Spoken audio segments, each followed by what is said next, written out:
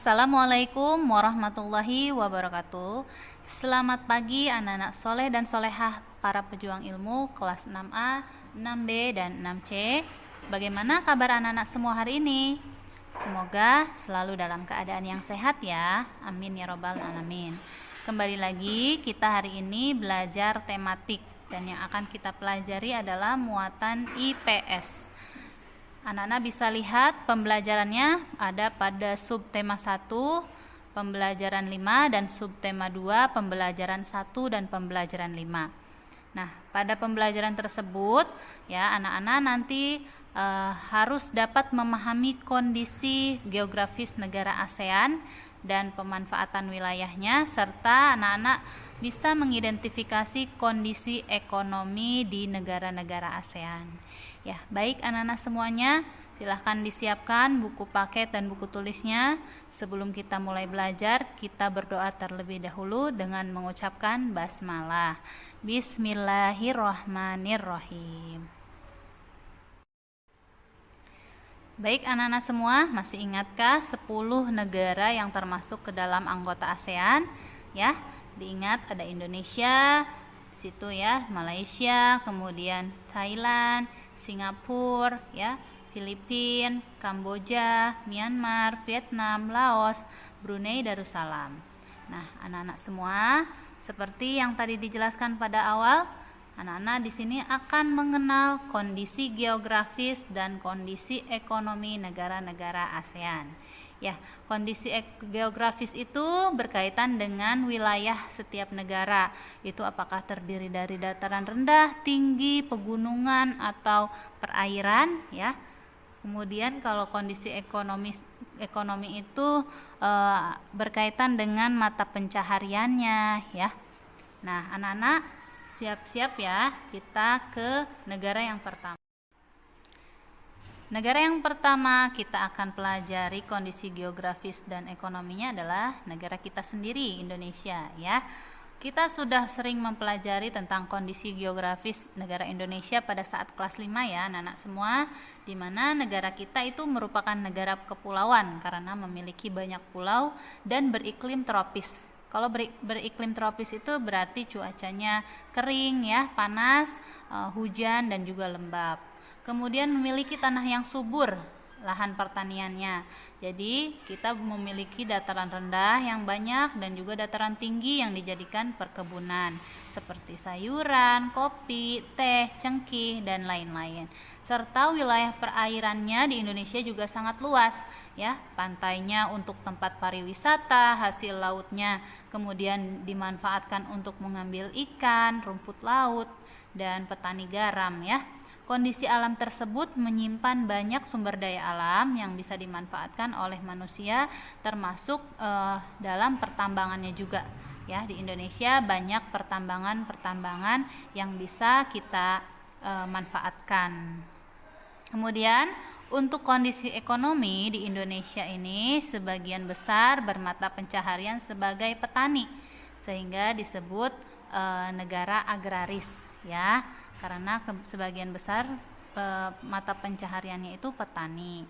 Komoditas pertama yang diekspor itu berarti yang dijual ya oleh Indonesia adalah karet, sawi, kakao, dan kopi. Selain itu, masyarakat Indonesia juga bermata pencaharian di bidang pertambangan, perdagangan, industri, dan pariwisata. Indonesia adalah negara dengan kekayaan tambangnya yang luar biasa sebagai penyumbang ya, penyumbang devisa negara ya. Yang dimaksud dengan devisa negara adalah kekayaan dari negara itu sendiri ya. Jadi pertambangan di Indonesia juga termasuk sebagai penyumbang kekayaan negara Indonesia ya. Kemudian selanjutnya kita ke Malaysia. Nah, diingat ini bendera Malaysia ya. Kondisi geografis di Malaysia tidak jauh berbeda dengan Indonesia ya. Beriklim tropis, terdapat dataran rendah dan dataran tinggi. Kemudian di Malaysia itu hutannya sangat luas ya, yang menghasilkan kayu menjadi komoditas ekspor di Malaysia. Ya, jadi Malaysia banyak menjual kayu ya kepada negara lain.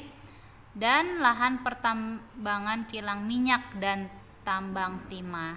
Nah, Malaysia juga memiliki perkebunan karet yang sangat luas sehingga menjadi penghasil karet terbesar di dunia. Itu adalah negara Malaysia ya. Nah, ini adalah contoh pohon karet. Tuh, anak-anak bisa lihat ya, karet itu bisa dihasilkan ketika kita mengelupaskan kulitnya, kemudian keluarlah getah karet ya.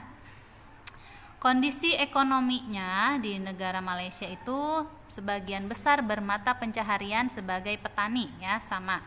Jadi disebut negara agraris. Selain pertanian juga ada pertambangan dan perdagangan juga industri ya. Kurang lebih sama seperti di Indonesia, tapi di Malaysia itu memiliki kebun karet terluas, jadi disebutnya penghasil karet terbesar di dunia. Negara ketiga ada Singapura ya. Ini benderanya hampir sama seperti Indonesia, hanya ada bintang dan juga bulan sabit ya tambahannya. Kondisi geografis di Singapura ini sangat berbeda dengan di Indonesia dan Malaysia, di mana Singapura itu tidak memiliki banyak sumber daya alam karena wilayah Singapura itu negaranya sangat kecil ya, dan sebagian besar itu perkotaan dan juga dataran rendah, sehingga hanya digunakan untuk usaha pertanian hidroponik ya. Hidroponik yang bisa ditanam melalui pot ya, melalui pipa, itu hidroponik tanpa harus menggunakan tanah. Dan peternakan unggas. Kemudian kondisi ekonomi di Singapura itu rata-rata bermata pencaharian di bidang jasa perbankan, industri, dan pariwisata. Jadi negara Singapura ini bukan negara agraris ya, karena mereka penduduknya itu tidak bertani ya. Nah, dataran rendahnya pun sedikit, kebanyakan dibuat kota. Kemudian hasil ekspor Singapura ya, yang dijual Singapura itu kapal, barang elektronik, dan juga bahan makanan. Negara keempat adalah Thailand ya. Kita lihat benderanya, tuh ada merah putih tapi ada seperti biru dongker ya, biru tua di tengahnya, itu bendera Thailand. Kondisi geografisnya Nana harus lihat di sini. Thailand juga merupakan daerah ya, wilayahnya itu banyak pegunungan, banyak dataran tinggi dan dataran rendah, sehingga para masyarakatnya itu memanfaatkan sumber daya alam pertanian, pertambangan, dan untuk menangkap ikan. Hasil pertanian terbesar di Thailand adalah padi ya. Padi. Indonesia juga kalah, sehingga di Thailand itu dijadikan lumbung padi utama se-Asia Tenggara ya. Anak-anak harus ingat bahwa negara Thailand adalah negara lumbung padi utama di Asia Tenggara saja ya. Untuk kondisi ekonominya, sebagian besar bermata pencaharian sebagai petani ya, sama negara agraris juga seperti Malaysia, Indonesia ya. Adapun pertambangan di Thailand ya, tambang timah dan juga mangan, dan juga pariwisata. Semua itu menjadi sumber penghasilan devisa ya, atau tadi kekayaan negara Thailand. Negara yang kelima adalah negara Filipina ya. Ini adalah benderanya, mohon diingat. Kemudian untuk kondisi geografis di negara Filipina itu adalah negara kepulauan, sama ya, memiliki banyak pulau seperti Indonesia tapi lebih banyak Indonesia.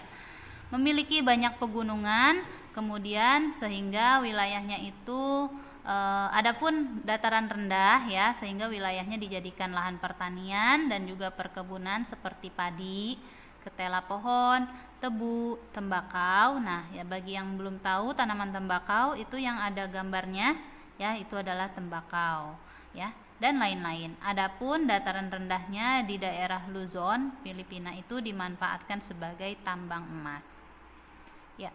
Selanjutnya untuk kondisi ekonomi bermata pencaharian sebagai para petani ya di negara Filipina ini, sehingga disebut negara agraris juga.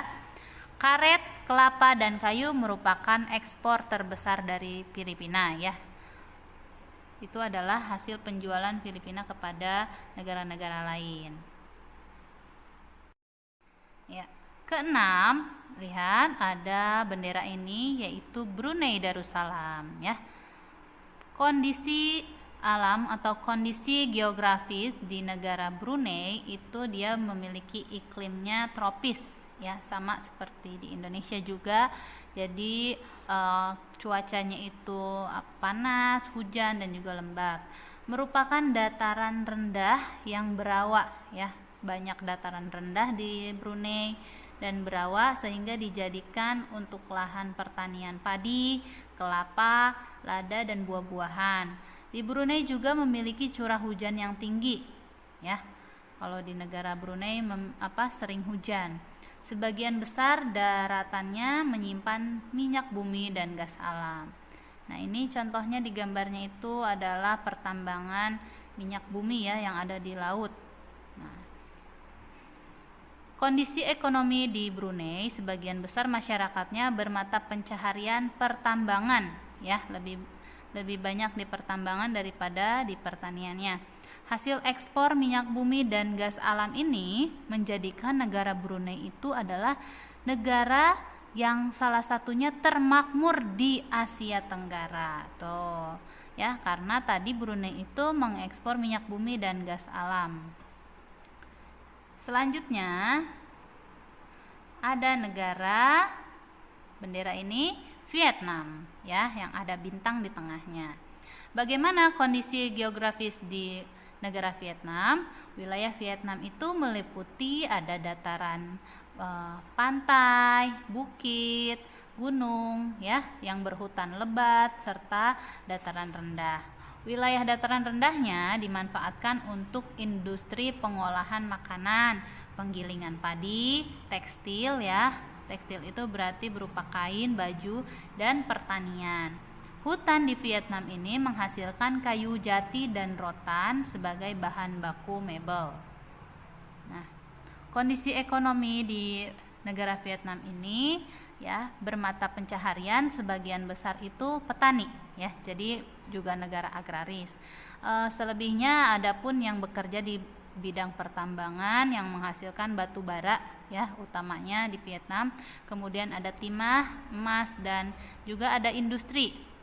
Industri di sana itu contohnya ada industri semen, bahan kimia, dan perkapalan ya. Selanjutnya ada negara Laos ya. Ini benderanya. Untuk kondisi geografis di negara Laos itu, wilayah Laos tidak memiliki laut ya nak ya.